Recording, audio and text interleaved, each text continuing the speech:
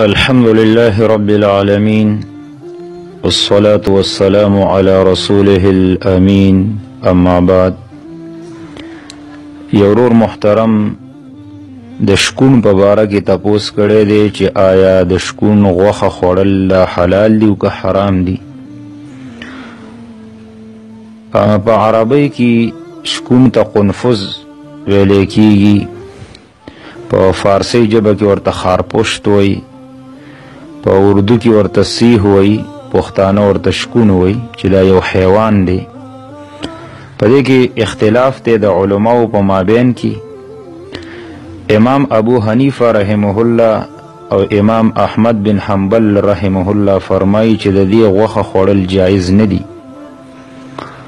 او دویم قول دی پکې د عبدالله ابن عمر رضی الله تعالی عنه، امام شافعی رحمه الله، امام مالک رحمه الله، لیث ابن سعد، ابو ثور رحمهم الله، دوی فرمایي چې د شکون غوښه خوړل دا جایز دي او قول د جواز دا راجح معلومیږي.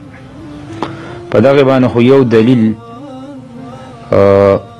دا دی چې دا یو مسلمه قاعده ده چې اصل په حیواناتو کې حلال والی وي، مګر د کوم حیوان په حرمت چې دلیل راغلی وي هغه به حرامي، او د شکون د حرام والی په باره کې صحیح دلیل نشته دی.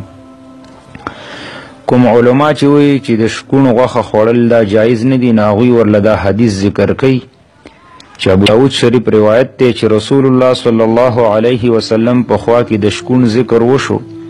رسول الله صلی الله علیه وسلم او فرمایل خبیثه من الخبائث، چې دا پلیت دی، یو خبیث حیوان دی. دا روایت ابو داود ذکر کړی دی، لیکن د دې په سند کې دوه مجهول راویان دي چې یو عیسی بن نمیله او دی عن ابیه د خپل پلار نه نقل کوي، نو د پلار مجهول دی.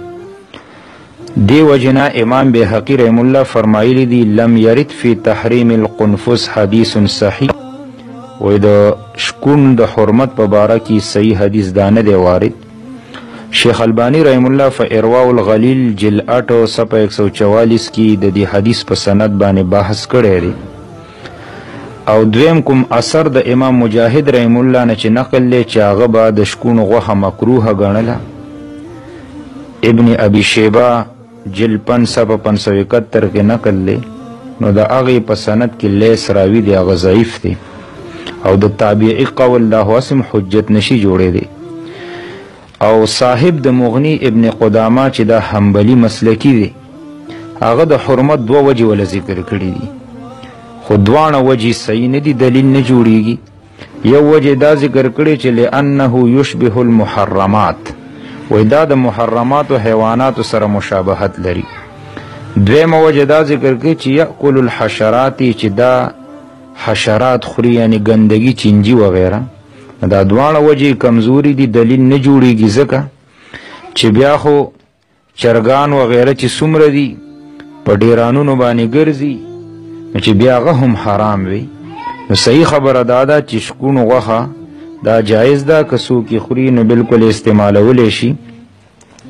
او د قرآن کریم دا آیت هم ولا دلیل دی چې قل لا اجد فيما اوحي الی محرما الى آخر الآیه د سورة الانعام 145 نمبر آیت دی، چې د عبدالله ابن عمر رضی الله تعالی عنہ نه چې کله د شکون په باره کې تپوس شو، نو هغه ولا دا آیت دلیل ګرځولی دی، لکه نیل الاوتار کې دا روایت ذکر دی.